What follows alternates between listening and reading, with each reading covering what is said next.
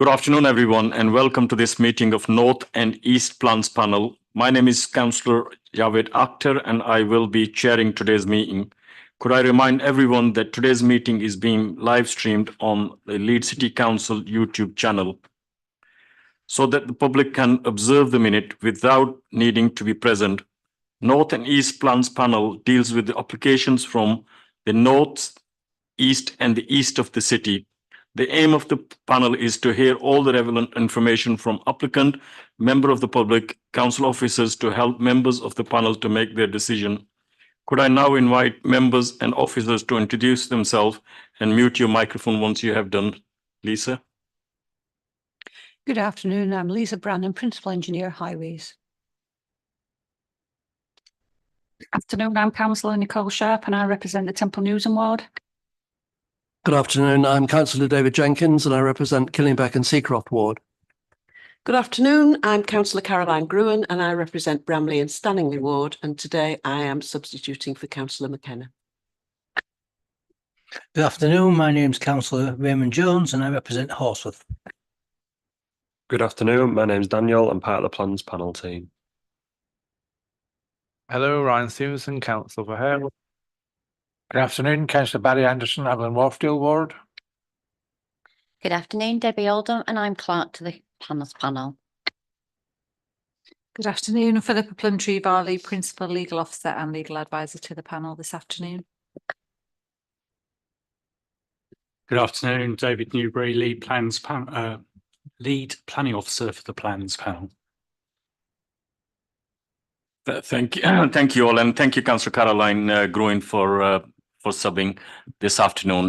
Moving on to item number 1. Thank you. Under agenda item 1, there are no appeals against the refusal of inspection of documents. Under agenda item 2, there's no exempt information. Under agenda item 3, there are no late items. Agenda item 4, could I ask members to declare any interest they may have? As I've done so before, just to draw attention to the non-pecuniary declaration I made when we discussed it previously. Thank you. Under agenda item 5, we have apologies from Councillors McKenna and Councillor Miller. Councillor Gruen is attending as substitute for Councillor McKenna. Thank you, Chair. Thank you. Moving on to item 6, minutes of the previous meeting held on the 1st of February 2024. Do member accept these minutes as correct record? I'll assume correct unless indicated otherwise. No? Right, moving on to item 7. Could I ask David to take a lead on this item, please? Right, thank you very much, Chair. Members obviously will be very familiar with this particular case. It is an application which has been reported to Plans Panel on 2 previous occasions.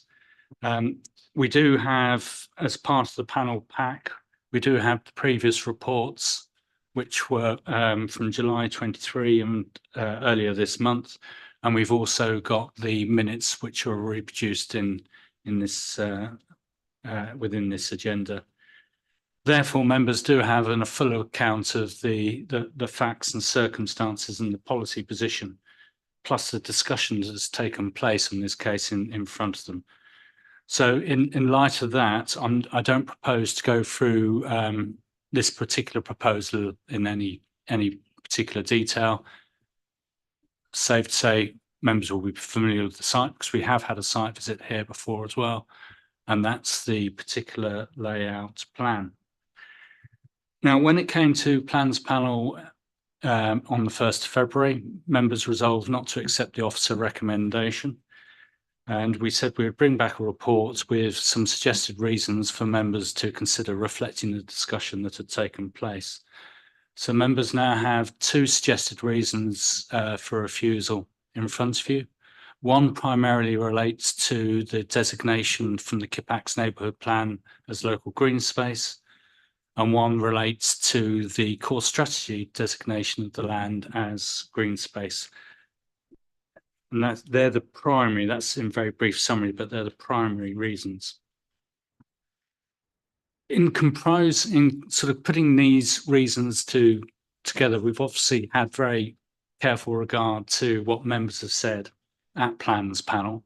And in doing that, we've gone back through the recordings of each of the Plans Panel just to make sure that we're accurately reflecting the members' concerns. So hopefully we have captured those correctly.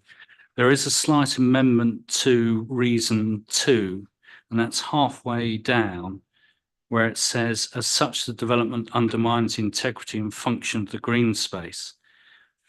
Then when it says, after the comma, where it says the designation of which is recognised as giving protection consistent with the protection afforded to Greenbelt, we're actually going to delete those words. We've got a little bit of planning overreach there. We just went back and double checked that. And that's not actually, we don't think that's actually correct in this particular instance. So we need to just delete those words. Members will also see that as part of the report, there is a summary of some relevant appeal decisions. This is by no means an exhaustive list of appeal decisions, but we look back at the last 2 years to see what we could find in terms of what are relevant. And we've done this really as part of a sense check, as it were, to make sure that we're on the right lines. And we have members will see that inspectors have dealt with these appeals in different ways, but we can draw some comfort from them because the policy position is broadly the same, certainly in the national circumstance. Members have had regard to the right or the same material considerations on the whole. Members have also, in discussing the cases, placed a very similar amount of weight on the relevant factors that have been identified in the appeals as well. So I think we can take a lot of comfort from that. Now, obviously, each one of those appeals has had a different set of circumstances. There is some variance between the applications and what was actually proposed in terms of numbers and the nature of the development. So each of those appeals has clearly been determined on its own individual planning merits, and that's precisely what members have done in this particular case as well, had regard to the particular circumstances that are being put before you. So, as I say, and having gone through this exercise, we have got quite a bit of comfort from the fact that we think that we've, as a panel, processed and dealt with this in the correct way. In addition, we do have a little bit more background information which has come from the applicants about the circumstances as to how they came to occupy a plot at Cottingley Springs and why they left that plot. On the face of it, that does appear to be in contradiction to what we've been told previously, but nevertheless, the advice to members remains the same as that previously given, which is this is contextual information. It doesn't really go to the heart of the consideration or the planning merits. It's just part of the backstory. So there are other factors which should be carrying far more weight in the decision process and the balancing exercise that you've come up with, or that you've actually gone through.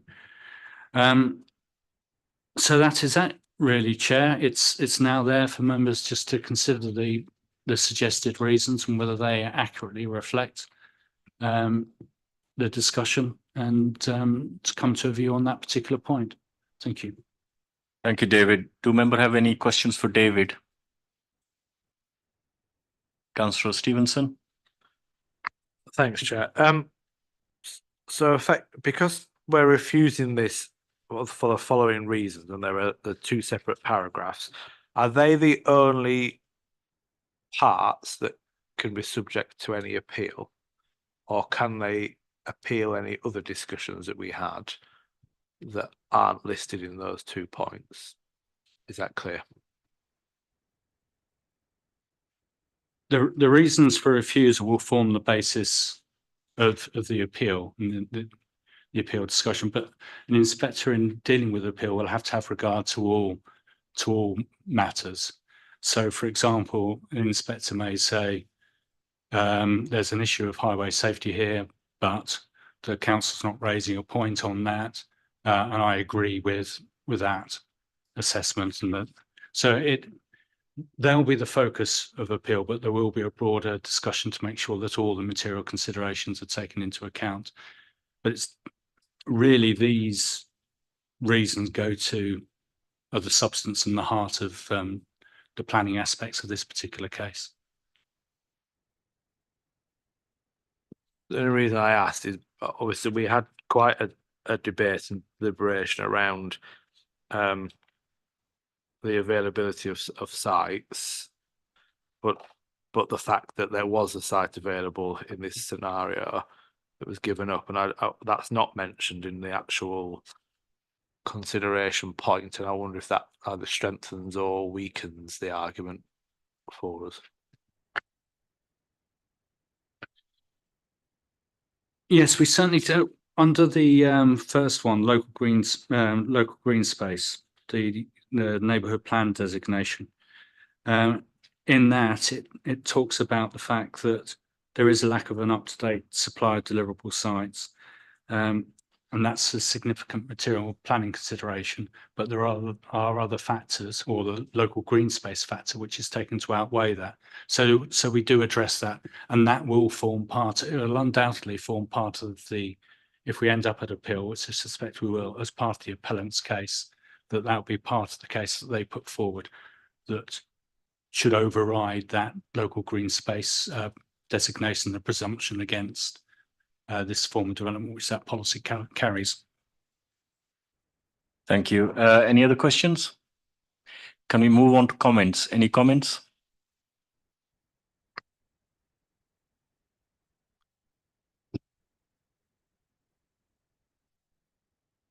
Can I ask David to sum up then, please, and then we'll go on to the vote. Okay, thank you, Chair.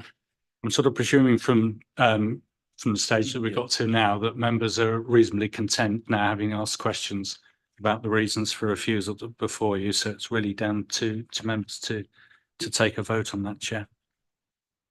Right. Councillor Stevenson to move. Anyone to second? Councillor Anderson. All in favour of office recommendation? Anyone against? Any abstentions? Could you please confirm the vote, Debbie? I think that's been carried unanimously. Thank you. In that case, date and the time of the next meeting will be Thursday, 28th of March at 1:30 p.m. That concludes today's meeting, and thank you very much for your attendance.